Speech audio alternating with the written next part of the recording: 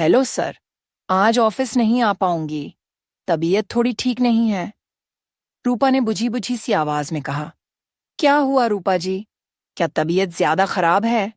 Boss के स्वर में चिंता थी। नहीं नहीं सर, बस यूं ही, शायद बुखार है। डॉक्टर को दिखाया या नहीं? इस उम्र में लापरवाही नहीं बरतनी चाहिए। Take care.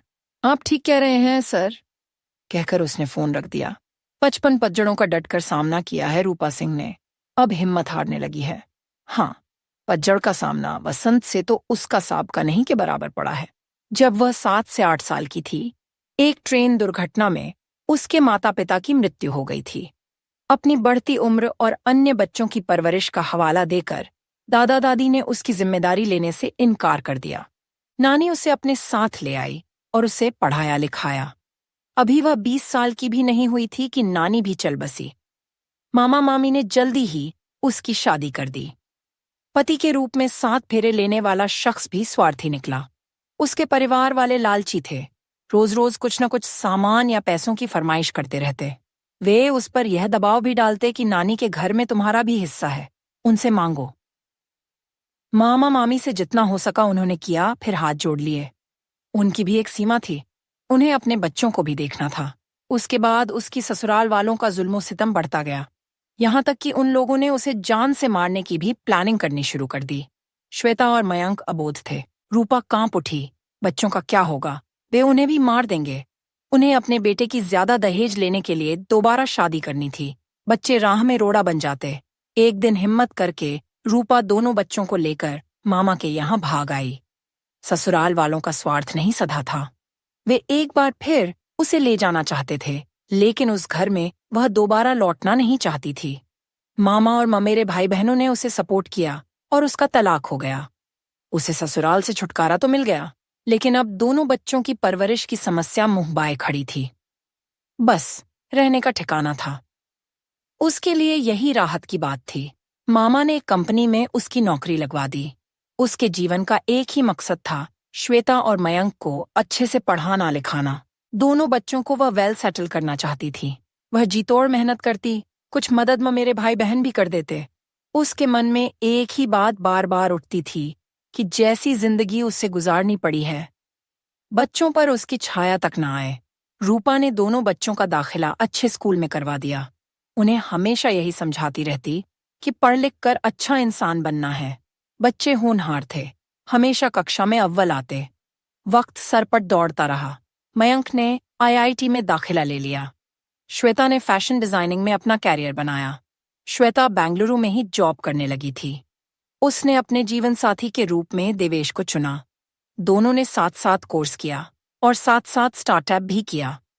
रूपा और मयंक को भी देवेश काफी पसंद आया। मयंक ने भी अपने पसंद की लड़की से शादी की। रूपा काफी खुश थी कि उसके दोनों बच्चों की गृहस्थी अच्छे से बस गई। उन्हें मनपसंद जीवन साथी मिले। मयंक पहले हैदराबाद में कार्यरत था। पिछले साल कंपनी ने उसे अमेरिका भेज दिया। वह कहता, मम्मा, यदि मैं यहाँ सेटल हो गया तो फिर तुम्हें भी बुला लूंगा। रूपा हंसकर कहती, बेटा, मैं वहां आकर क्या करूंगी भला? तुम लोग लाइफ एंजॉय करो। मामा मामी की भी उम्र काफी हो गई है, ऐसे में उन्हें छोड़कर मैं कैसे जाऊंगी? मयंक भी इस बात को समझता था, लेकिन फिर भी वीडियो चैटिंग में यह बात हमेशा कहता। मामा मामी भी रूपा से कहते, अब हमारी उम्र हो गई, जाने कब बुलावा आ जाए, इसलिए तुम मयंक के पास चली जाओ। श्वेता और देवेश बीच बीच में आते और बेंगलुरु में सेटल होने के लिए कहते। बच्चों को हमेशा माँ की चिंता सताती रहती। उन्होंने बचपन से माँ को कांटों पर चलते, चुभते कांटों से लहूलुहान होते और सारा दर्द पीते हुए देखा था। वे चाहते थे कि अब माँ को खुशी दें। उन्हें अब काम करने की क्या जरूरत है? लेकिन वह कहती, जब तक यहाँ हूं, काम करने दो। इसी काम ने हम लोगों को सहारा दिया और हमारा जीवन जीने लायक बनाया है। जब थक जाऊंगी देखा जाएगा। कुछ समय बाद मामा मामी की मृत्यु हो गई। रूपा अब निपट अकेली हो गई। इधर कुछ दिनों से बार बार उसकी तबीयत भी खराब हो रही थी। इस वजह से वह थोड़ी कमजोर हो गई थी। 6 महीने पहले उसके ऑफिस में नए बॉस आए थे, रूपेश मिश्रा। वे कर्मचारियों से बहुत अच्छे से पेश आते, उनके साथ मिलकर काम करते। उनकी उम्र 60 साल के आसपास होगी। कुछ साल पहले एक लंबी बीमारी से उनकी पत्नी का साथ छूट गया था। 2 बेटियां थीं, दोनों की शादी हो गई थी। वे अकेलेपन से जूझते हुए खुद को काम में लगाए रहते, कर्मचारियों में अपनापन ढूंढते रहते। वे उदार और खुशदिल थे। कभी कभी रूपा से अपने दिल की बात शेयर करते थे। जब वे अपनी पत्नी की बीमारी का जिक्र करते तब उनकी आंखें भर आतीं। वे पत्नी को बेहद प्यार करते थे।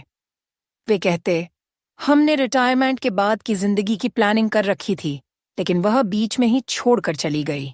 मेरी बेटियां बहुत केयरफुल हैं, लेकिन इस मोड़ पर तन्हा जीवन बहुत सालता है। तन्हाई का दर्द तो रूपा भी झेल रही थी। उसे भी रूपेश से दिल की बात करना अच्छा लगता था। जल्दी ही दोनों अच्छे दोस्त बन गए। वे दोनों जब अपनी आगे की जिंदगी के बारे में सोचते तब मन का सैला हो जाता।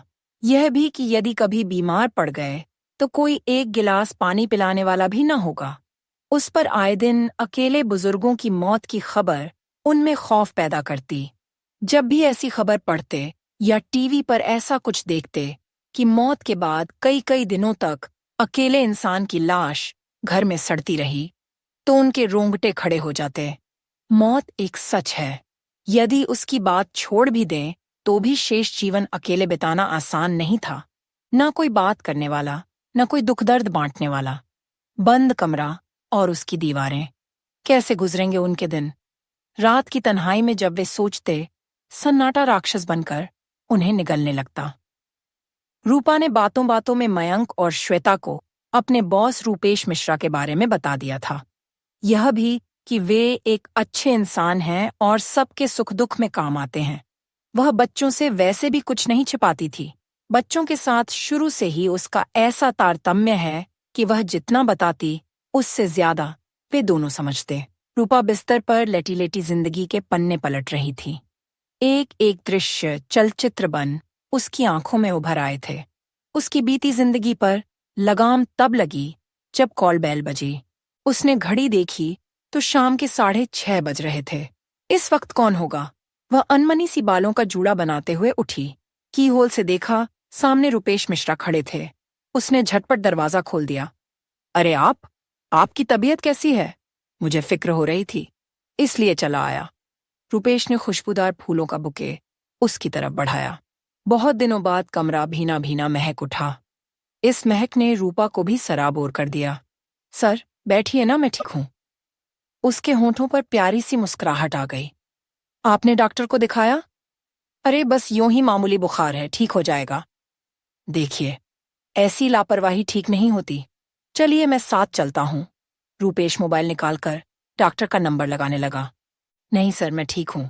यदि बुखार कल तक बिल्कुल ठीक नहीं हुआ तो मैं चेकअप करा लूंगी। उसकी समझ में नहीं आया कि क्या जवाब दे। उसे इस बात का थोड़ा भी अंदाजा नहीं था कि रूपेश घर आ जाएंगे। ये सरसर क्या लगा रखा है आपने? ये ऑफिस नहीं है। उसने प्यार से झिड़की दी। मैं कुछ नहीं सुनूंगा, डॉक्टर को दिखाना ही होगा। बस आप चलिए। ये कैसा हट है? रूपा असमंजस में पड़ गई। उसी समय मयंक का वीडियो कॉल आया। उसे जैसे एक बहाना मिल गया। उसने कॉल रिसीव कर लिया। मयंक ने भी वही सवाल किया। मम्मी, तुमने डॉक्टर को दिखाया? तुम्हारा चेहरा बता रहा है कि तुम सारा दिन कष्ट सहती रही। अब तुम मुझे डांटो, तुम लोग तो मेरे पीछे ही पड़ गए। अरे कुछ नहीं हुआ है मुझे। मम्मी, तुम अपने लिए कितनी केयरफुल हो, ये मैं बचपन से जानता हूं। अरे अंकल, आप नमस्ते। मयंक की नजर वहीं सोफे पर बैठे रुपेश पर पड़ी। देखो ना बेटे, मैं भी यही कहने आया हूं, पर ये मानती ही नहीं। वैसे तुमने मुझे कैसे पहचाना? मम्मी से आपके बारे में बात होती रहती है। अंकल, आप आ गए हो तो मम्मी को डॉक्टर के पास लेकर ही जाना। आपको तो पता ही है कि अगले महीने हम लोग आ रहे हैं, फिर मम्मी की एक नहीं चलेगी। मयंक ने रुपेश से भी काफी देर बात की। ऐसा लगा जैसे वे लोग एक दूसरे को अच्छे से जानते हों। दोनों ने मिलकर रूपा को राजी कर लिया। मयंक ने कहा, अब आप लोग जल्दी जाइए, आने के बाद फिर बात करता हूं। 8:30 बजे के करीब वे लोग डॉक्टर के यहां से लौटे। रुपेश ने उसे दरवाजे तक छोड़ जाने की इजाजत मांगी। आई, लेकिन रूपा ने उन्हें अंदर बुला लिया। इस भागदौड़ में चाय तक नहीं पी थी किसी ने। वह 2 कप कॉफी ले आई। साथ में ब्रेड पीस सेंक लिए थे। अब वीडियो कॉल पर श्वेता थी, अपने बिंदास अंदाज में। चलो मम्मी, तुमने किसी की बात तो मानी, मयंक ने मुझे सब बता दिया है। मम्मी और अंकल, हम लोगों ने आप दोनों के लिए कुछ सोचा है। दोनों आश्चर्य में पड़ गए। अब ये दोनों क्या गुल खिला रहे हैं? श्वेता ने बिना लाग लपेट के दोनों की शादी का प्रस्ताव रख दिया। उन लोगों की समझ में नहीं आया कि कैसे रिएक्ट करें, गुस्सा दिखाएं, इग्नोर करें या दोनों ने कभी इस तरह सोचा ही नहीं था। लेकिन बात यह भी थी कि दोनों को एक दूसरे की जरूरत और फिक्र थी। श्वेता देर तक मां और दोस्त की भूमिका में रही। आखिर उसने कहा कि आप लोगों को अपनी जिंदगी अपने हिसाब से जीने का पूरा हक है। अगर आप दोनों दोस्त हो तो क्या साथ साथ नहीं रह सकते? हमारा समाज इस दोस्ती को बिना शादी के कबूल नहीं करेगा और इससे ज्यादा की परवाह करने की हमें जरूरत भी नहीं। आपकी शादी के गवाह हम बनेंगे। रूपेश के मन में हिचक थी। बोले, मेरी बेटियों को भी रूपा के बारे में पता है, लेकिन उतना नहीं जितना तुम दोनों भाई बहनों को। अंकल, आप फिक्र मत कीजिए। उन लोगों का नंबर मुझे दे दीजिए, मैं बात करूंगी, सब ठीक हो जाएगा। और मम्मी, ब्रैड से काम नहीं चलेगा। आप खाना ऑर्डर कर दो, अंकल को खाना खिलाकर ही भेजना। और हाँ, डॉक्टर ने जो दवा लिखी है उसे समय पर लेना और कल सारा चेकअप करवा लेना। दोनों अवाक थे। बच्चों को ये क्या हो गया है?